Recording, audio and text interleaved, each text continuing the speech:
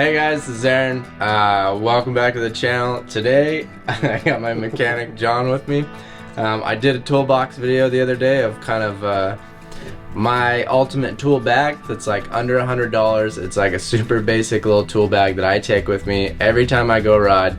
So I thought it'd be cool to do the total opposite end of the spectrum and show you what a full factory mechanics toolbox looks like. John has like become kind of famous in the World Cup racing scene for having like the best toolbox in the pits and doing some things that nobody used to do, and a lot of people have picked up on. So I'll let John show you his toolbox. Like Aaron said, this box is going to be the complete opposite end of the spectrum of the video that he showed you of his little basic needs toolbox. Keep in mind, this is what we do for a living. It's a very special tailored box.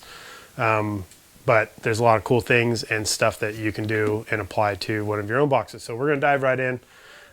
It's a Pelican case, 1560 if that interests anybody.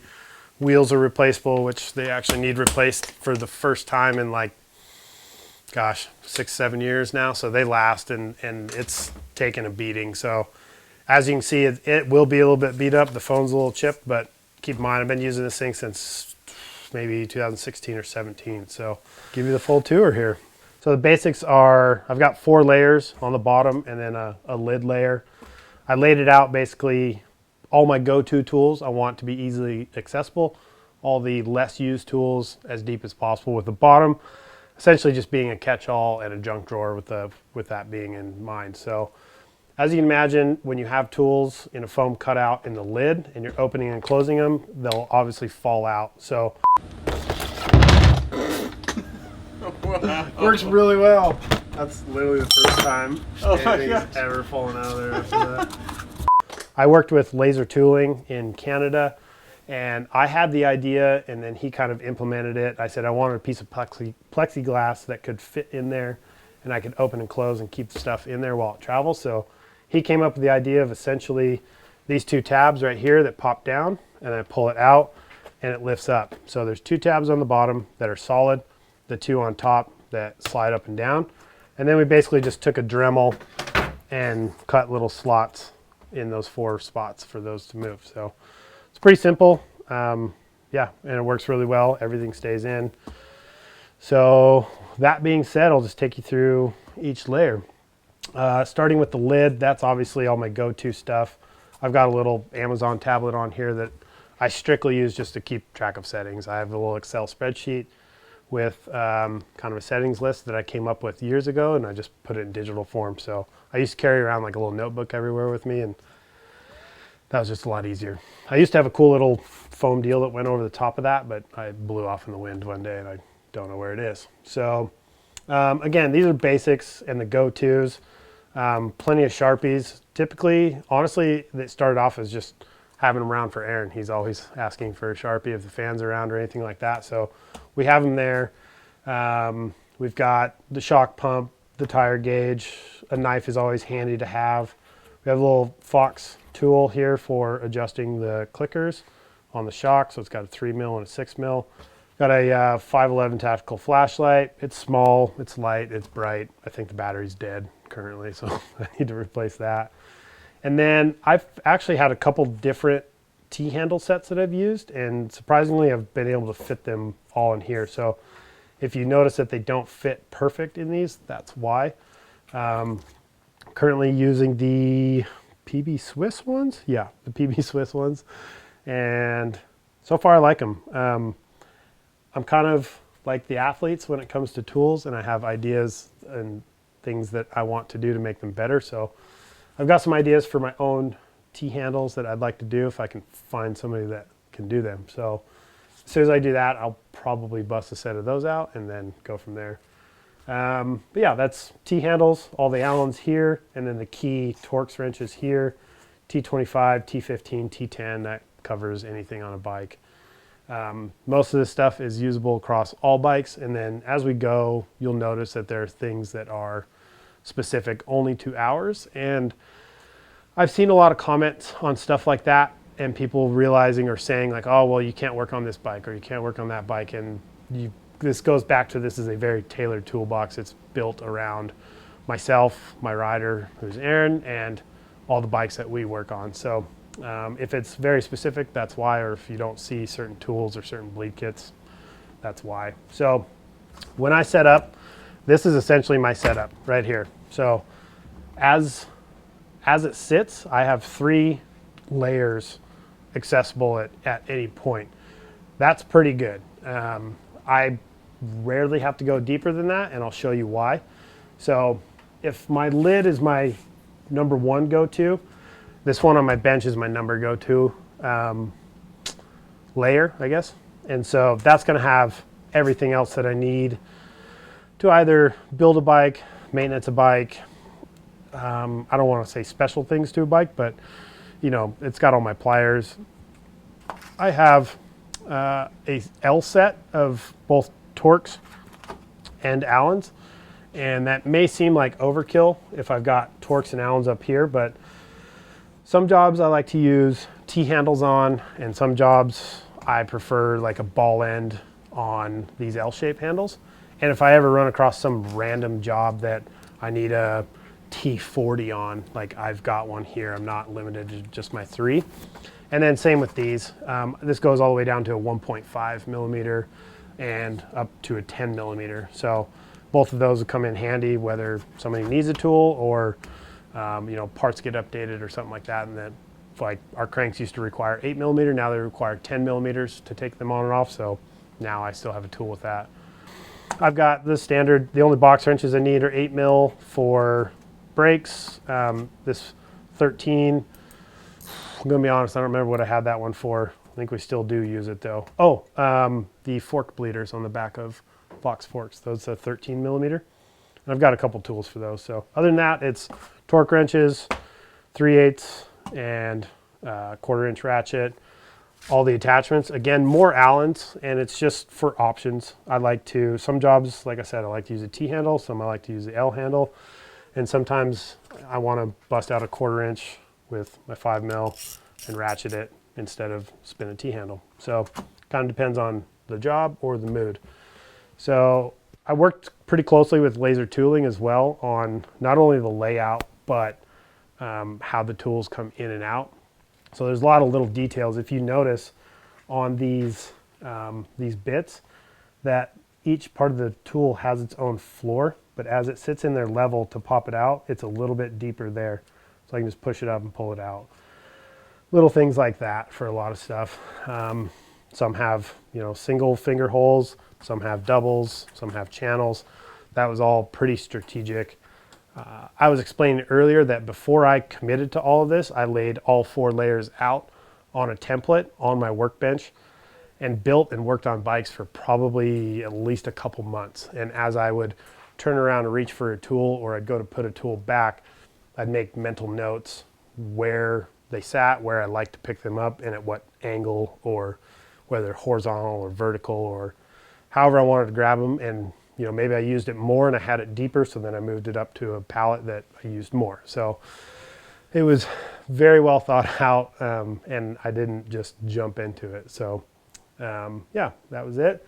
So going into the 3rd layer, I suppose, this is, as I said before, stuff I will use less and less on the way, the farther we go down. So this one, I've got some measuring devices. I obviously got micrometer, standard tape measure. I have this cool little Craftsman laser measure that is pretty cool to have that I've also never used.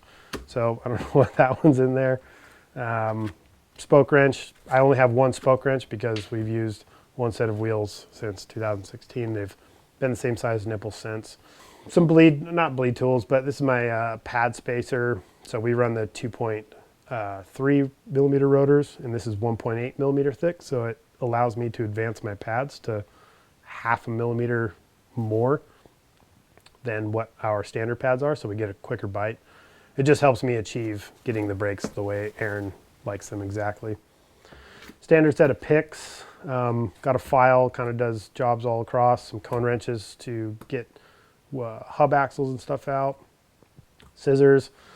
I would normally have those scissors pretty deep, but my boy over here is always coming over asking for scissors to cut tags off of gear and stuff. So I actually, with that in mind, kept it on the 3rd level, so it's I don't use it much, but he does, so it's readily accessible.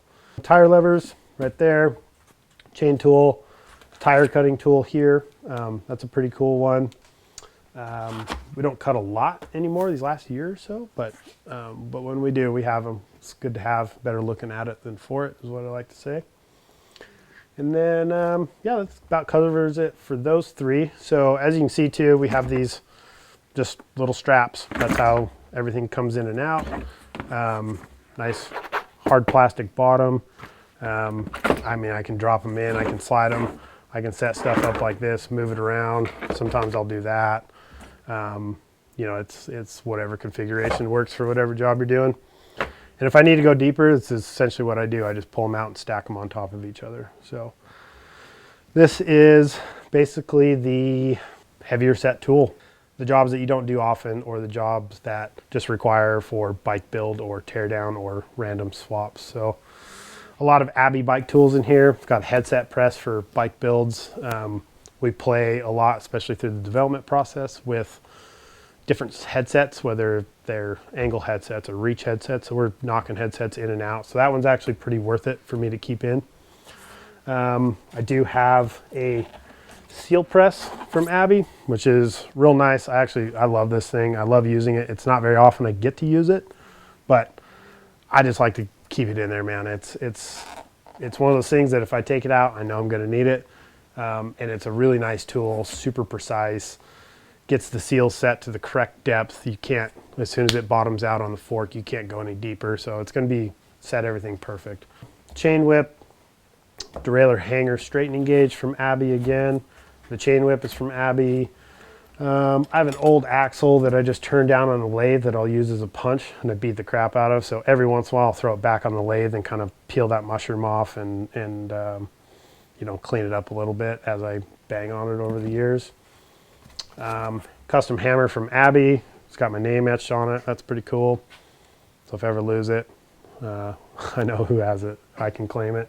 I do have a titanium hammer and it's super light to carry with, but over the years I realized I like a little bit more weight to hit with, but I don't like carrying the weight of the big shop hammer. So Jason Quaid over at Abbey actually made me this stainless hammer. It's the same size and dimensions as the titanium hammer, but it's just got a little bit more weight to it. So, and I've got the soft side on it as well for banging on stuff you don't want to mar up or anything like that.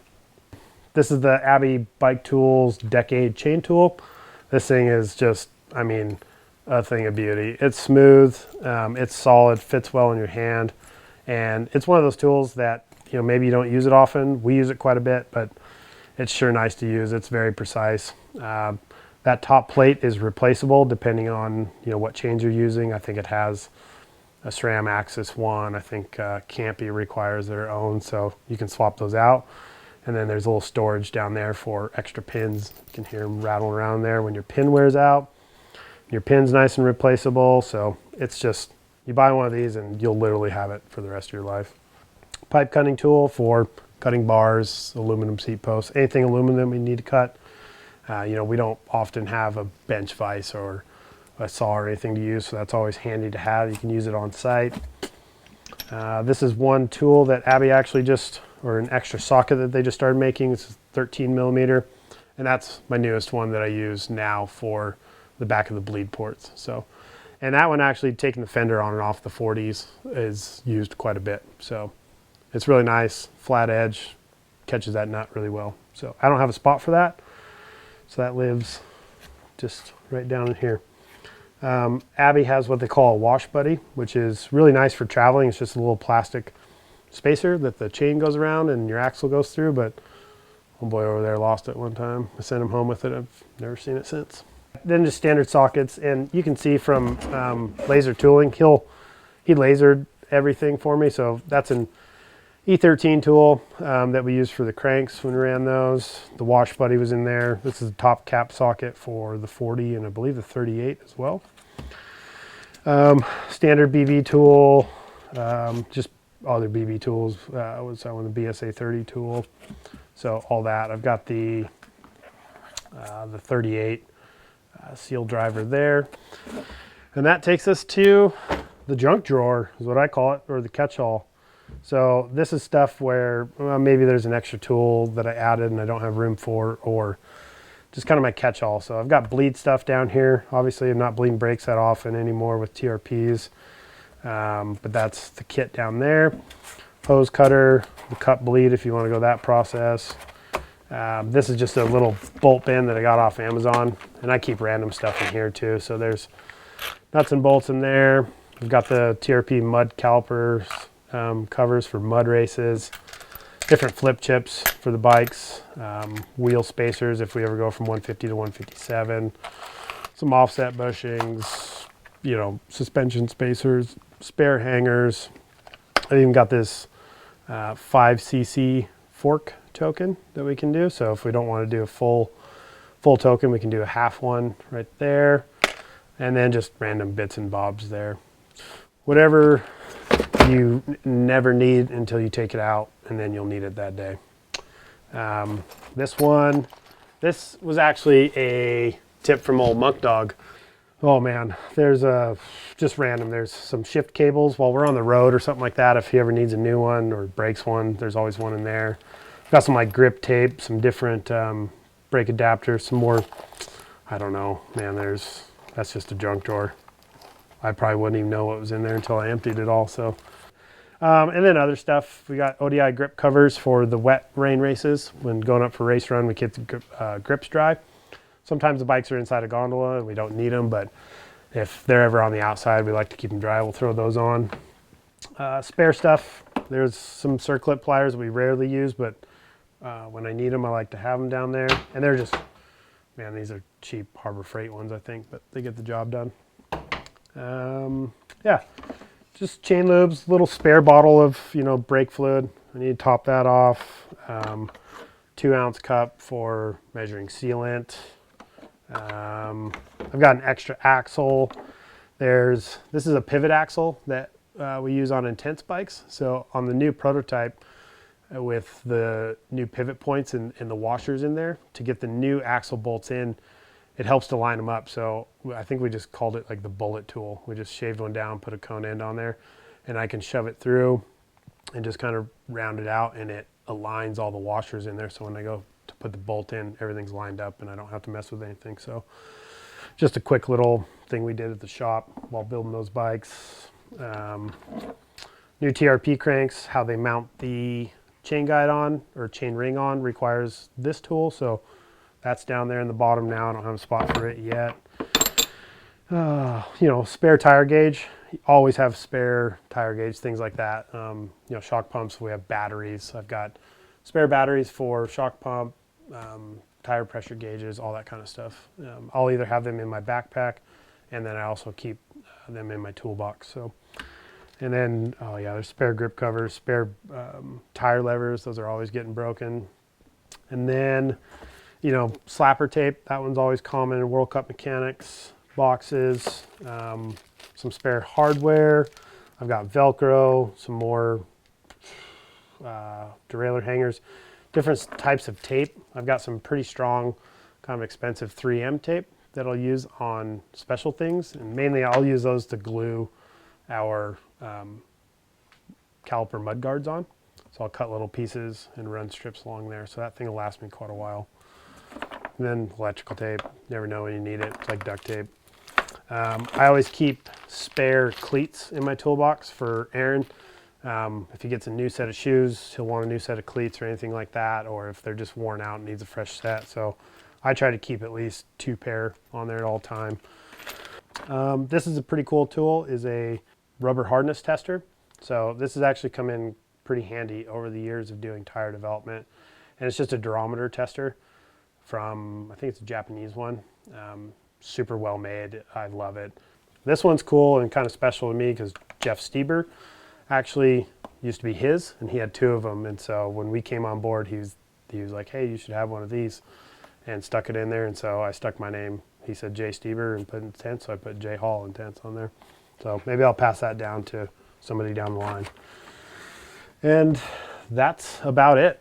Yeah, packs up, flies really well, has a handle and wheels so I can roll it through the airport. Current weight on this, I think is like 52 pounds. So it's just over the 50-pound limit for most airlines. But we fly so much, we've got status. So we're, I think, 2 or 3 bags at 70 pounds. So, I mean, this thing can go up to 70 pounds if I really needed to. If I ever lost status, I mean, I could pretty easily take a couple things out to drop it below 50 and fly, no problem. And this thing goes wherever I go. It's pretty much the equivalent to Aaron's bike for him. So if he's going somewhere to ride and I'm going with him, this thing's coming with me. I've used it in hotel rooms, the back deck of an Airbnb. We're down in the basement of his house in Windrock. You know, it's as long as I have a surface to set it on. I've even worked off the ground on it. Like, it can just go anywhere. And man, thing's been solid. I haven't honestly felt the need to change anything yet, but the guy at Laser Tooling's been awesome. Through the process, he basically keeps all my tools on file after he scans them. So if I wanted to and I said, you know what, hey man, I don't use this tool anymore, can you delete it and send me a new pallet? He would, no problem. And he would just delete that in the file, make me a new one and send it down, and I'd transfer everything over. So I could even say, hey, I don't like how my T-handles are vertical, I'd like them to be horizontal, can you do that for me? No problem. He'd switch it all out, cut it out, and ship me a new one. So it's been really handy.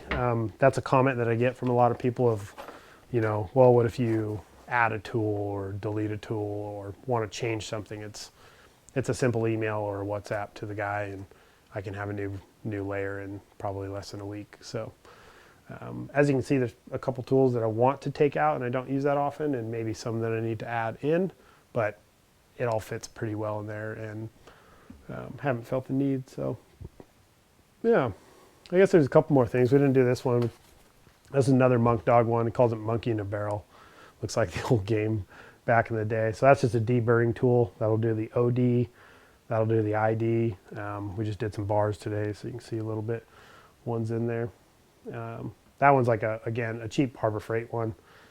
And people can talk crap on that all they want as well. I think these files are Harbor Freight, and they've lasted me well over probably 9-10 years.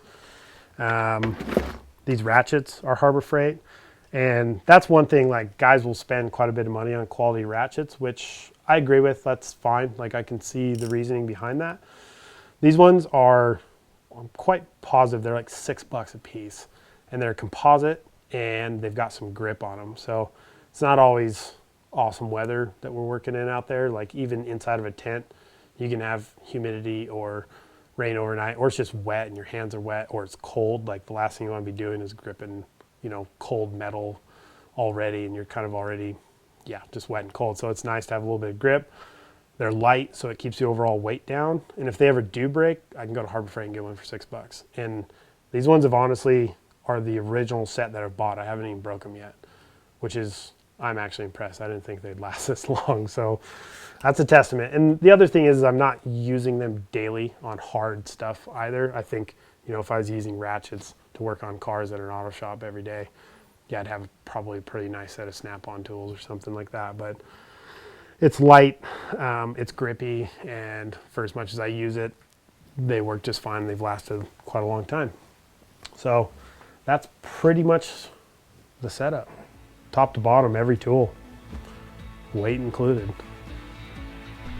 All right, guys, so there you go. That's the Ultimate Race Toolbox. It makes my little $100 tool bag seem a little silly now. But as you can say or see, there's levels to this stuff. So John's been with me for a long time now and really developed like this box and these tools over a lot of years, and with a lot of things that are specific to our needs or even my needs, as you could see, things that probably shouldn't even be in a toolbox, but he keeps on to it to make my life easier. So yeah, hope that is something cool for you guys to watch, and I was interested just listening to him talk about it because I've never even heard him break everything down like that, so it's pretty cool. And now I'm like excited to try to build my own toolbox now that he's in California and I've moved to Tennessee. I'm really having to step up my mechanic game here, so I'm gonna need one of these. So I'll just build you a budget box and then there we go. So I hope you guys enjoyed. Thanks, John, for doing that. We'll see you guys in the next one. Peace.